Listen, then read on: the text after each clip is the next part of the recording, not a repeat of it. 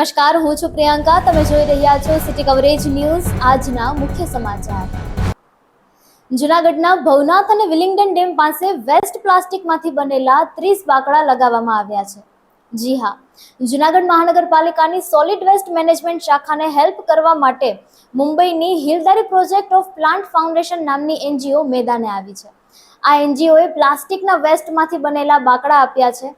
આવા બાકડા ભવનાથ ખાતે 27 સ્થળે અને વિલિંગડન ડેમ ખાતે 3 મૂકવામાં આવ્યા છે. સાથે જ એનજીઓના નીરજ ગુપ્તાએ જૂનાગઢની જનતાને અપીલ કરી છે કે પ્લાસ્ટિકને જ્યાં ત્યાં ન ફેંકતા કોર્પોરેશનને આપી દેવામાં આવે, જેથી તેનું રિસાયકલિંગ કરી શકાય. જૂનાગઢ શહેરમાં આવેલા વિવિધ મહાનુભાવોના સ્ટેચ્યુ અને સર્કલોની રાતોરાત સફાઈ કરવામાં આવી રહી છે. 9મી નવેમ્બરે જૂનાગઢ મુક્તિ દિવસની ઉજવણી થવાની છે. આ ઉજવણીને લઈને અનેકવિધ કાર્યક્રમ યોજાનાર છે, જેમાં સીએમ ભૂપેન્દ્ર પટેલ પણ ઉપસ્થિત રહેશે. ઘણા લાંબા સમયથી આ મહાનુભાવો અને વિભૂતિઓના સ્ટેચ્યુની સફાઈ, ઝાડની ડાળીઓનું કટિંગ, પાળીઓ, ગ્રીલનું રિનોવેશન કરવું જરૂરી હતું, પરંતુ તેના પ્રત્યે માત્ર બેદરકારી દાખવવામાં આવતી હતી. હવે જ્યારે જૂનાગઢમાં કાર્યક્રમ નિમિત્તે સીએમ ઉપસ્થિત રહેવાના છે, તેને લઈને તંત્ર જાગ્યું છે અને રાતોરાત આ બધી કામગીરીઓને ઉપાડી છે. જૂનાગઢમાં જ્યારે પણ સાફ સફાઈ થાય, રસ્તા રિપેર થાય, દવાનો છંટકાવ થાય, રસ્તા ઉપરથી રખડતા ભટકતા પશુઓને દૂર કરવામાં આવે, એટલે સમજી લેવું કે કોઈ નેતા આવે છે.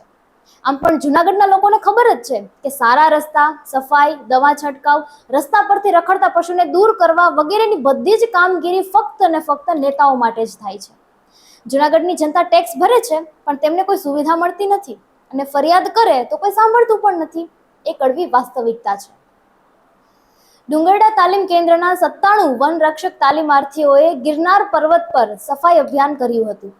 આ તાલીમાર્થીઓએ અંબાજી મંદિરથી લઈને ગુરુ દત્તાત્રેયના શિખર સુધી તેમજ ગિરનારની દુર્ગમ પહાડીમાં પડેલા કચરાનો નિકાલ કરી અને ગિરનારની પવિત્રતાને કાયમ રાખવા માટે પ્રયાસ કર્યો હતો. આ કામગીરી નાયબ વન રક્ષક અક્ષય જોશીના માર્ગદર્શન હેઠળ કરવામાં આવી હોવાનું આરએફઓ અરવિંદ ભાલિયાએ જણાવ્યું હતું.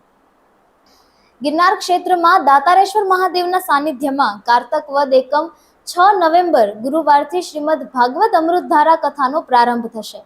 ગિરનાર તળેટીથી 2 કિલોમીટર દૂર આમકુબીટમાં વર્ષો પહેલા કૈલાસવાસી સંત શિરોમણી કાશ્મીરી બાપુએ અલખ જ્યોત જગાવી હતી. આજે પણ આ જગ્યામાં કાશ્મીરી બાપુની ચેતનાની ઉર્જાઓની ભાવિક ભક્તો અનુભૂતિ કરી રહ્યા છે. સૌ ધર્મપ્રેમી જનતાને કથા શ્રવણ કરવા માટે મહંત 1008 નર્મદાપુરી માતાજી તથા સેવક ગણ દ્વારા ભાવભર્યું નિમંત્રણ પાઠવવામાં આવે છે. જૂનાગઢના મધુરમ વિસ્તારમાં આવેલ શ્રીનાથજી વિલાસ સોસાયટી પહેલાની ગલીમાં ભૂગર્ભ ગટર લાઇન નાખવા માટે ખોદકામ શરૂ કરવામાં આવ્યું છે.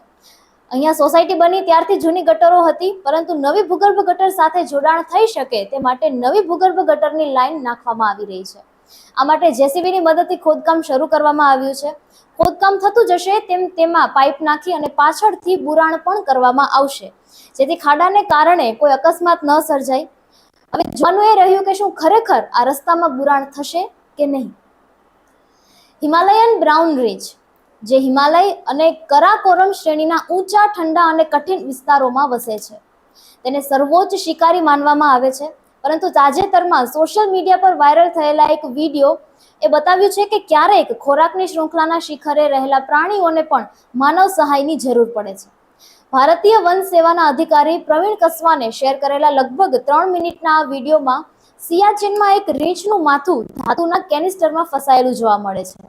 રીંછ પોતે બહાર નીકળી શકતું ન હોવાથી ભારતીય સેનાના જવાનો આગળ આવે છે અને સાધનોની મદદથી ધાતુને કાળજીપૂર્વક કાપી અને તેને મુક્ત કરે છે. સિટી કવરેજ ન્યૂઝના ડેઇલી અપડેટ માટે અમારી ચેનલને લાઇક કરો, શેર કરો અને સબસ્ક્રાઇબ કરો. આવતીકાલે મળીશું ફરી નવા સમાચારો સાથે. City coverage news Junagadh.